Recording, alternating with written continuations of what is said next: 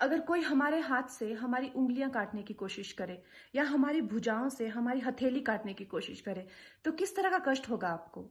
वही कष्ट पहुंचाया है चाइना ने हमें लद्दाख पर अपनी लालची नजरें गड़ा के, और वहां हमारी सीमा का एक एक इंच बचाते हुए हमारे 20 जवान शहीद हो गए हैं। क्या भूल पाएंगे आप उनकी माओं के आंसू, उनकी विधवाओं की चीखें और उनके बच्चों के दिए हुए बलिदान को? क्या ये सोचना ठीक है कि सेनाओं का जो सरहदों पे जो युद्ध होता है वो सिर्फ सेनाओं का होता है, वो सिर्फ सरकार का होता है? क्या उसमें हमारा कोई योगदान नहीं है? क्या हम भूल गए वो वक्त जब महात्मा गांधी जी ने कहा था अगर अंग्रेजों की रीढ़ तोड़नी है भारत में तो उनके बनाए हुए हर उत्पादन का बहिष्कार करना पड़ेगा?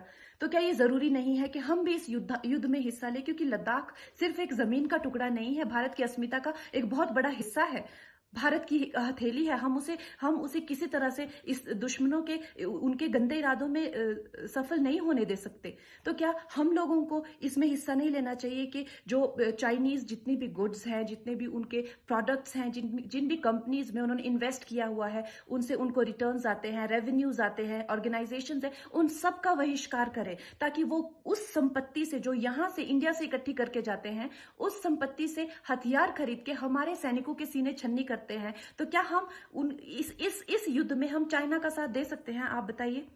ये क्या हमारा कर्तव्य नहीं है कि हम अपनी सेनाओं का और अपने सरकार का साथ दें? तो हमें प्रतिज्ञा लेते हैं कि हम आत्मनिर्भर बनेंगे और चाइनीज गुड्स को बिल्कुल बॉयकॉट करेंगे और इस युद्ध में हिस्सा लेके भारत को जिताएंगे।